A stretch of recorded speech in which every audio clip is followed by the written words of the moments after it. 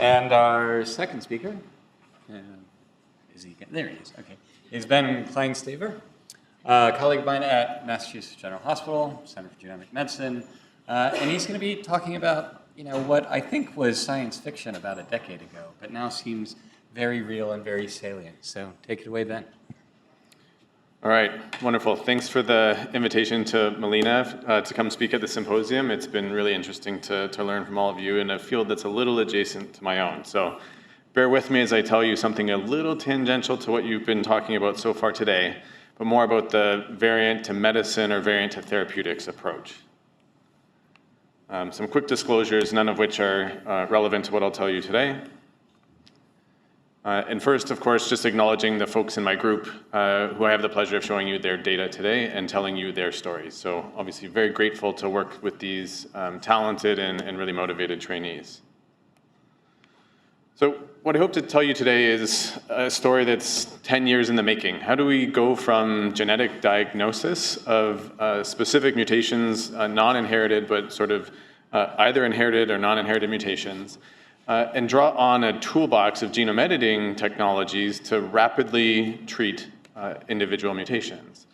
And can we think about ways to scale this and do this more rapidly for patients? And then if I have time at the end, I'll tell you how we're thinking about other technologies that would allow us to leap beyond sort of one patient at a time, but now think about treating thousands at a time for even rare diseases. So I think, as you all know, genome editing technologies have given us a really unprecedented ability to go and pick at individual letters in our 3 billion bases of DNA in our genomes. And I won't belabor this slide for the sake of time, but just the pie chart beside the cartoon here I think is really important to frame how we think about genome editing from a technology development perspective.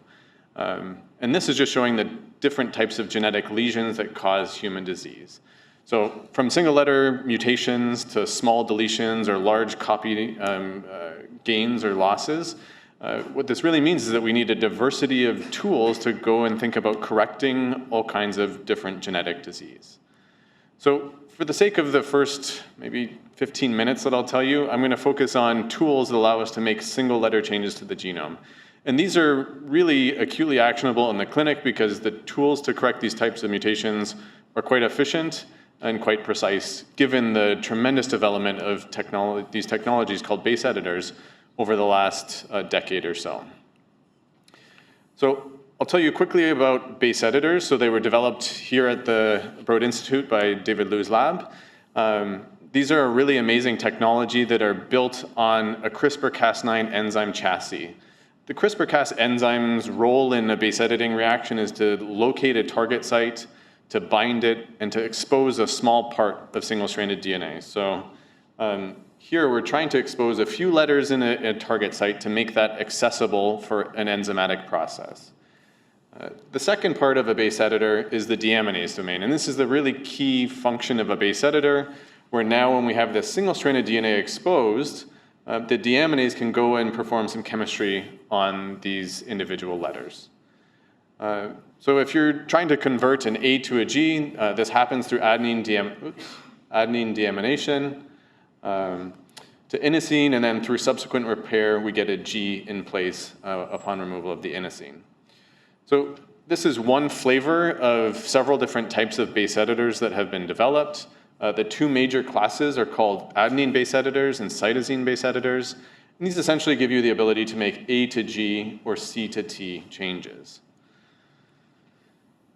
And this is, of course, again, important as we think about correcting human pathogenic mutations, where between these two classes of base editors, we can now, in principle, address more than 60% of known single-letter mutations. But there's a big challenge for implementing base editors to correct pathogenic mutations. And this is dependent on a simple property of CRISPR proteins called the PAM. So a Cas9 protein, to find its target site, has to recognize a short sequence called a PAM. For the commonly used Cas9 protein, this is just 2 guanine nucleotides, so this occurs pretty frequently. And the position of this is quite important because the PAM has to be at a certain distance away from your edit that you want to make so that you can basically place the deaminase over top of this single-stranded DNA.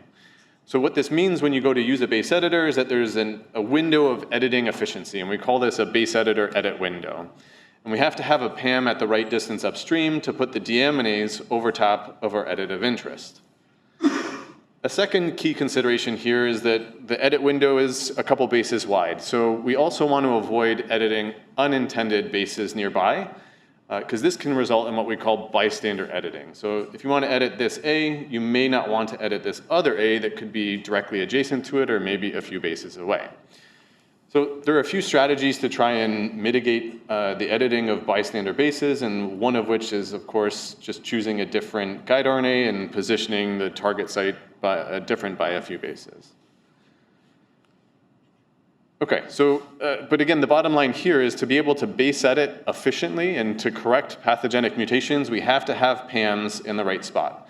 And if you had a pathogenic mutation shown here in this diagram and no PAMs in the right position, we wouldn't be able to perform that base edit.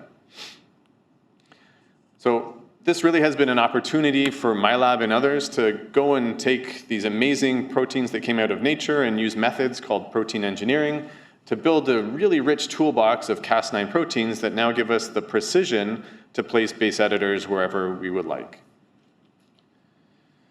So a few years ago, we came up with one potential solution to this problem, where again, if you're using the naturally occurring CRISPR-Cas proteins, you have a bunch of blind spots where you can't base edit.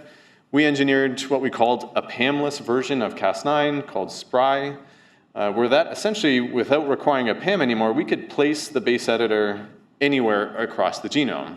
This now gave us the ability to perform base edits at nearly any base of the genome using a single Cas9 protein. This protein's been useful to us and others for lots of other applications beyond base editing. So here, just highlighting one example where we've used this enzyme as a nuclease in vitro to digest DNA in place of restriction enzymes. Russell Walton in my group was the person who engineered this protein. He's now doing his PhD here at the Broad. This is a picture of Russell holding a tube of SPRY that is now sold by NEB. I think he was the first customer to buy this excitedly and is still waiting for his 3-cent royalty. So I think that's one of, again, many potential uses of a PAM-less Cas9 protein. We and others have gone on to use enzymes like SPRY hooked up to base editors and to prime editors for therapeutics and preclinical applications. And now with my colleague Succeed Raven at the NIH, even in a clinical trial to treat primary immune deficiency.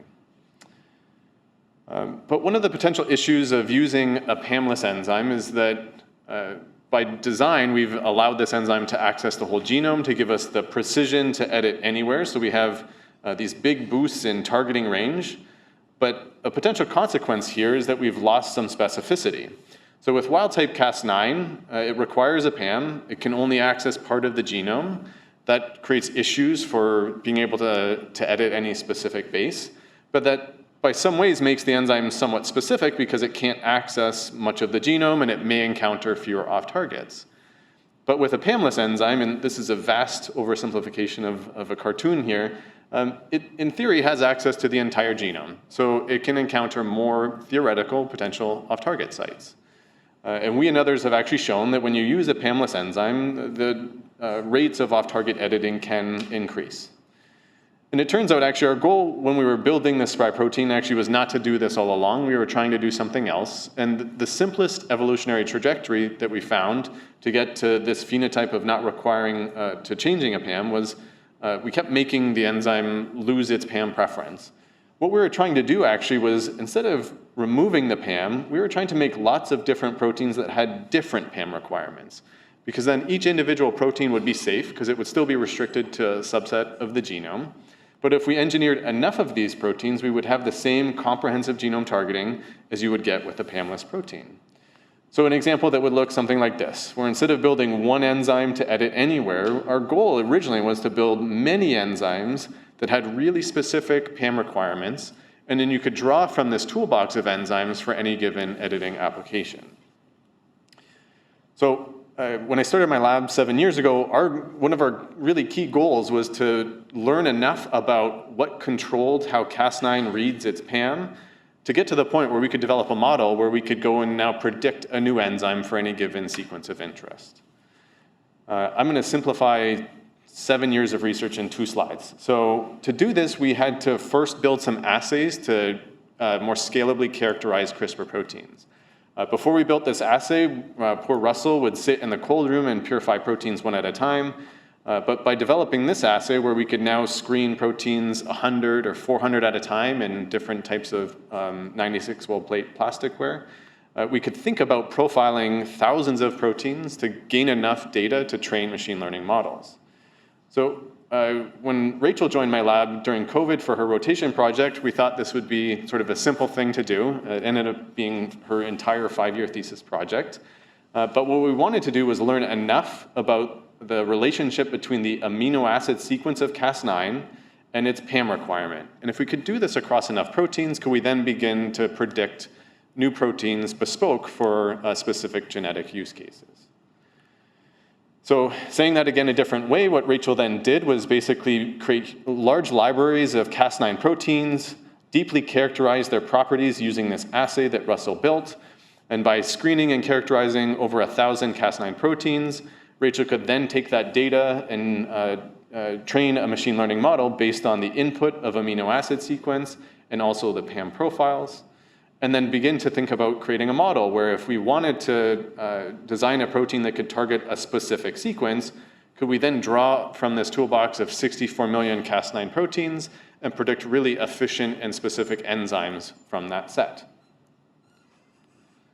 So here's one potential example of how this model would perform. So I have these animations backwards, I apologize. So what we did with Luca Pinello's lab at MGH was design a website where someone could go and input their parameters of the CRISPR protein that they would want. So for instance, in this case here for this rhodopsin P23H mutation that causes autosomal dominant blindness, we need a really specific type of CRISPR-Cas enzyme. On the mutant allele, we have an NGTG PAM, and on the wild type allele, we have an NGG PAM. The canonical CRISPR-Cas protein would be really good at recognizing the wild type allele, but really bad at recognizing the mutant allele. So this is essentially backwards of what we would want to treat this genetic disease, because we want to be able to knock out the mutant allele and leave the wild type allele alone. So what we can now do is we can go into this Pamela prediction model using the simple web interface. We can input these design parameters like maximizing efficiency on an NGTG PAM and minimizing efficiency on NGGG, and then have the model spit out 2 or 10 different Cas9 proteins that we can go and test in a cell model. So this is what we did. So we created a HEC293 model that encoded this genetic mutation. Forgive the genetics of HEC293 cells, where we have 2 copies of the mutant allele and 1 copy of the wild type allele. If we use the wild type Cas9 protein, SP-Cas9, what we found as expected is that the wild type Cas9 protein is very effective at knocking out the wild type allele because it can recognize NGG, but it can't recognize NGTG. So this is really not what we want. We want to leave the wild type allele alone. If we take our PAM-relaxed enzyme that I told you about a few slides ago that can recognize sort of the whole genome, it can recognize, in theory, both of these alleles equally. That's exactly what we observed. We saw editing both on the NGG wild-type allele and the NGT mutant allele. But now taking one of the Pamela-predicted enzymes, what we found was a reversal in the biology of Cas9, where we preserved now the wild-type allele. We left it alone because this new enzyme can't target NGG. And we observed really substantial editing on the mutant allele because we were able to design a protein that could access this new NGT space. So this is one of many potential examples where you can now use this model to go and predict specific enzymes for individual use cases. And again, this was built on many years of our learnings about the biology of Cas9 and building the right assays to create training data, now to the point where we have a model that can go and predict bespoke Cas9 proteins for individual genetic sequences. The end result here is that we have a massive toolbox of CRISPR-Cas enzymes that are individually safe. They tend to be much more efficient than PAM-relaxed enzymes because they aren't searching the whole genome for their targets. And together we have enough of them now that we do still have the ability to target the genome with high versatility. We've shown that these enzymes behave really nicely as base editors for single letter changes. and across other types of editing platforms like prime editors and other next-generation genome editing tools. So now I'll show you an example of where we can now implement this type of prediction and implementation approach clinically.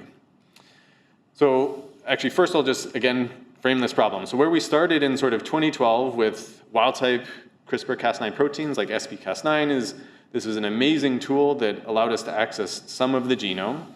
And now we have many different types of PAM variant Cas9 proteins that allow us to access the genome with really incredible versatility with a single protein like SPRI.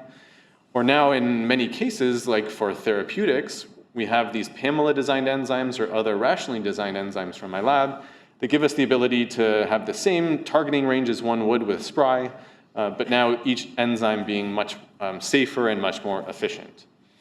I do think there are lots of really interesting use cases for each type of protein.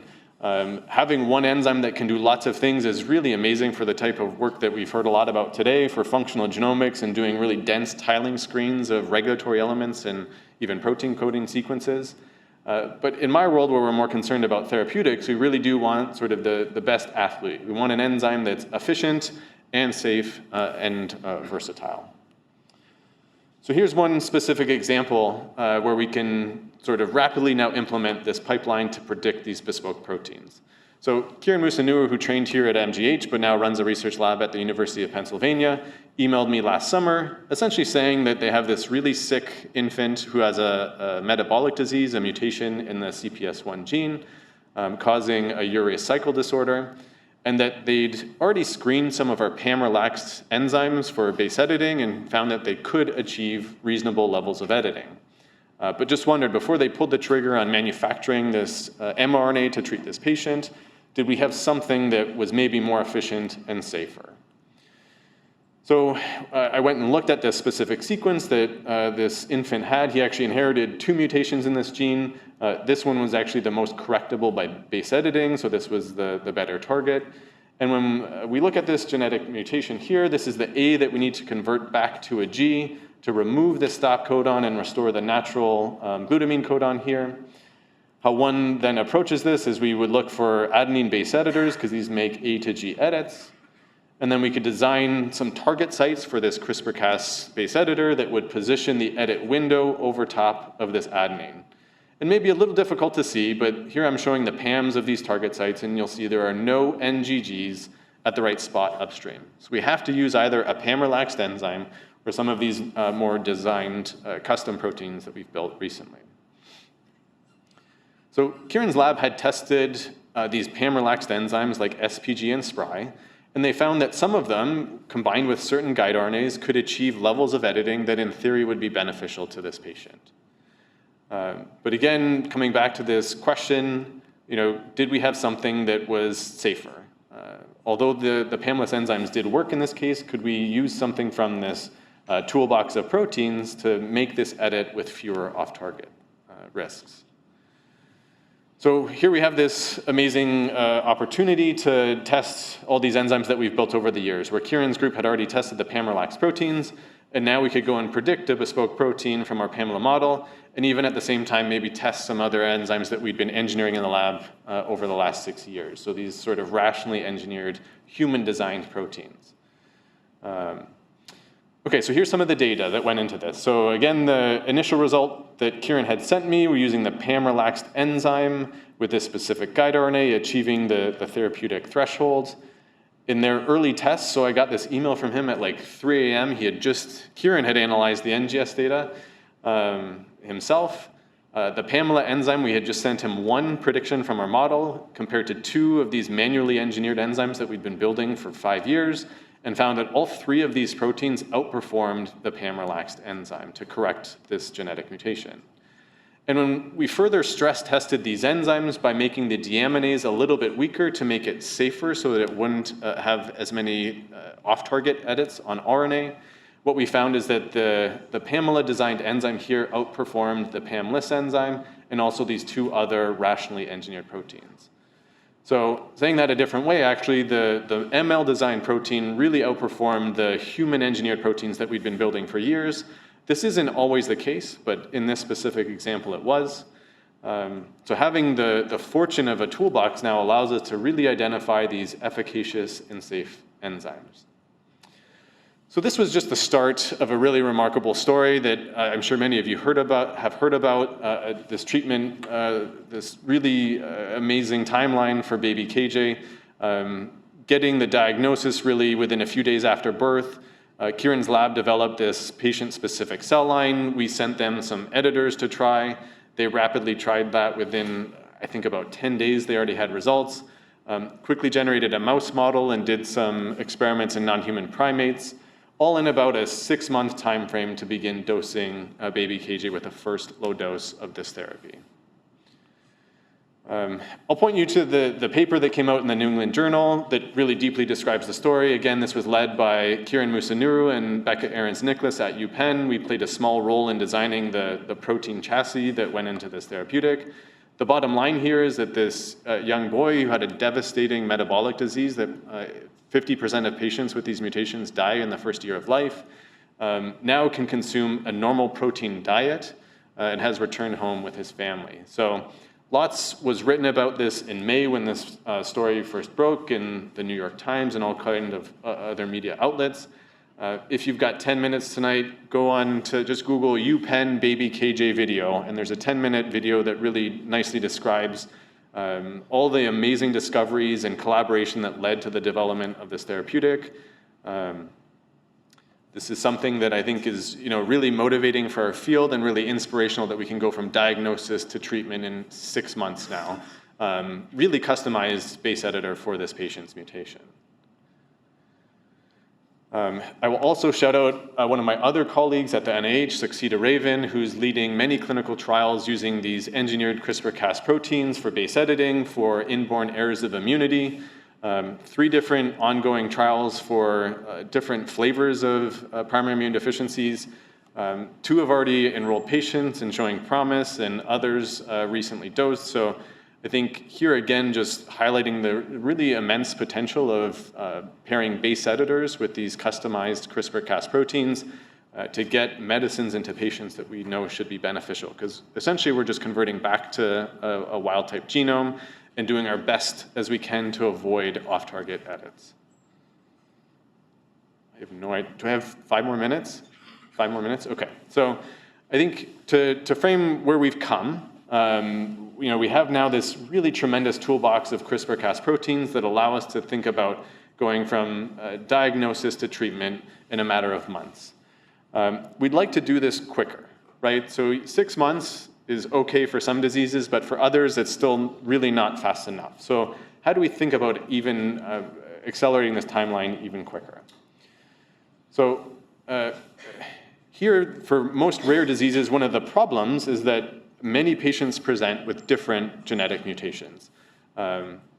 Very rare where there's an enriched mutation that every individual would have, like in sickle cell disease. So this is usually the situation where we've found that we can diagnose, identify, and develop a base editor and a guide RNA for a few mutations in a gene. But to do this for tens or hundreds or thousands of different patients for the same disease, there are many different potential challenges here for scale. Some of which are scientific, some of which are regulatory. I think all of these aspects are being solved right now. Some of the bigger challenges just are financial. It still costs millions of dollars and months of time to develop these bespoke base editing treatments for different patients. So how do we think about solving some of these problems? In my lab, we're working on methods to make this process quicker, where we can now make as much of this predictable as possible, where we can have a set of off-the-shelf base editors and predict which guide RNA one would use to go and treat that genetic mutation. But another approach would be to think of different ways of editing. So instead of going to correct individual mutations, can we develop technologies where we would insert specific cDNAs that would correct these mutations at the endogenous locus for an individual gene? And if we could develop these types of pan-mutation editors, we could treat all patients within a disease class with one editing modality. So this would be widely applicable across lots of patients. So there have been lots of ways that have been proposed in the terms of genome editing technologies to do this. And two of the major enzymes that would allow us to insert DNA into the genome are called recombinases and transposases. For the sake of time, I'll just do this pretty quickly in saying that both of these classes of enzymes require double-stranded DNA donors. And this is just how they evolved in nature. They, by necessity, have to utilize double-stranded DNA as a donor to insert that cargo into the genome. But this creates an issue. So most primary human cell types in mice and humans don't like double-stranded DNA. This triggers our innate immune response, usually leading to cell death, depending on the cell type that you're working in. Showing this differently in an experiment in neonatal mice, if you inject PBS, they're perfectly happy. If we inject double-stranded DNA at different doses into mice, we see this really profound activation of STING, phosphorylated STING, because C-gas will recognize double-stranded DNA and initiate this interferon cascade. In adult mice, this is even more profound, where in untreated or in PBS-treated mice, there's obviously no activation of STING. But in double-stranded DNA-treated mice, we see this really, essentially every hepatocyte in the liver will light up. And this, of course, leads to pretty rapid cell death and animal death in mice. So because all of these promising platforms for large sequence integration require double-stranded DNA donors, this issue of innate immunity essentially rules out all of these enzymes for large sequence insertion, because they all require double-stranded DNA donors. So we wondered if we could get away from this type of donor format so that we could think about large sequence insertion for therapeutic purposes. So double-stranded DNA is C-gas provoking. We know, based on recent evidence in the field, that circular single-stranded DNA is immune evasive. It's not detectable by C-gas. I've got 1 minute, I can do this. It's not detectable by C-gas because there's no double-stranded portion. The problem here, though, is that this now is not functional with recombinases because we've removed the double-stranded DNA substrate. So we wondered, could we make only a small region of this DNA donor double-stranded, such that the recombinase could still recognize it, but now the vast majority of this donor DNA molecule remains evasive to C-gas. So this would be immune evasive as a molecule, but still recognizable by recombinases. So there's a lot of data that underlies this, but I'll just show you the take-home message here is that when we use the double-stranded DNA, like I showed you a few slides ago, we see this really profound activation of STING.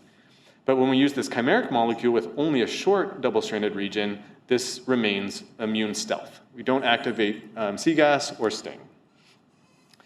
So we've gone on to show that this different type of DNA donor format is actually functional with all different types of large sequence insertion technologies.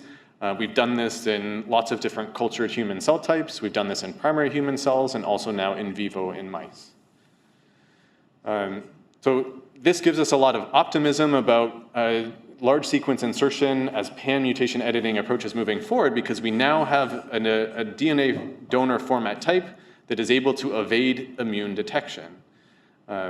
These types of donors are compatible with all of our favorite types of enzymes that we use to insert large sequences into the genome. And this now, I think, removes one of the major barriers that was really prohibiting these pan-mutation editing approaches from being functional in vivo or in most primary human cell types. So this work was actually led by Connor, a graduate student at the time at the lab, who's now just temporarily doing a short postdoc. Joe and David and many others in the group have played a key role. Other folks at Full Circle Therapeutics and other labs at MGH and at MGB who played really key roles in the in vivo aspects of this work as well. So to summarize, I think we've come really far in the last decade from being able to diagnose mutations to now being able to develop these really rapid, customizable treatments for patients in a matter of months. I'm extremely optimistic that we can really compress those timelines even further, given that the FDA has signaled a lot of interest in playing an active role in how they change their regulatory mindset in getting these treatments into patients quicker as well. Beyond the mutation-specific editing, I showed you how we've thought about removing one of the key barriers for large sequence insertion that will also now allow us to think about these pan-mutation editing approaches where we could develop one editing treatment for all patients in a class of genetic disease. So with that, I'll show a cartoon of the lab, and again, just really grateful for their efforts and very thankful for all the funders that have enabled us to do this work. Thank you for letting me tell you something different.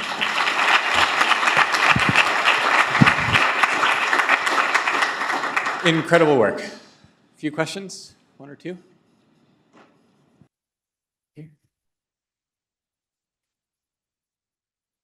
That was a really amazing talk. Thank you. As someone whose partner has a rare disease that is not really in any clinical trials right now, it's really cool to hear something hopeful. In terms of the part at the end where you're talking about using partially dsDNA as a payload, how big of a do you have? And I don't know if you have a sense of this, but how big of a thing could you potentially replace, like an exon, or like do you have a sense of the payload size? Yeah, so we've tested cDNAs anywhere from 2 kb or 1 kb on the lower end up to 6 or 7 kb. Recombinases are actually really agnostic in most senses in the cargo that they insert. So they're not like some technologies where the bigger you make the cargo, like homology-directed repair with CRISPR-Cas nucleases, where the size of insertion makes the efficiency lower. They're generally agnostic of the cargo size up to a certain point. And I think there it just becomes a matter of delivering the donor into cells that becomes the bottleneck rather than the enzyme itself. So I think most cDNAs are under 5 kb. I think it's like 90% of cDNAs of genes are under 5 kilobases, and that's well within the remit of these types of approaches. So just to kind of continue it, and then I'll hand it to someone else, but you'd be thinking about dropping in a full cDNA directly, or would you be thinking about like replacing an exon that is, the exon in question that has like a missense or nonsense mutation? Just trying to get a feel for method there.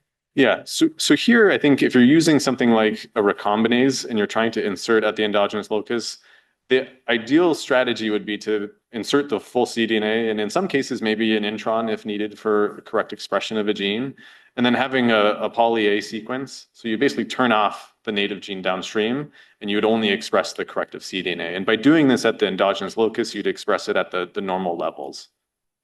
Thank you very much. All right, last question. Go ahead, Melina. Last question for you. Well, very quick. I mean, breakthrough work. It's really phenomenal to hear it over and over again. I love it.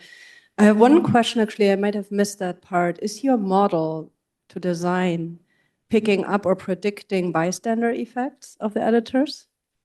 Yeah, so I don't know if there's great models yet. So Manda Arbab here did her PhD with David Liu. They developed a prediction method called BE-Hive, and that helps you nominate guide RNAs that one could use. But I think there's no great consensus. I think it's sort of trial by, try and see what you get. And what we've learned actually for a lot of the primary immunodeficiencies is that we have good cell models to test the impact of a bystander edit. Because it shouldn't be that if you have a bystander, you can't use this clinically. I think we have to learn what the impact is. And in some cases, actually, the bystander edit has been beneficial. We don't know whether that's because it's changing the function of the protein or it's changing expression of the protein.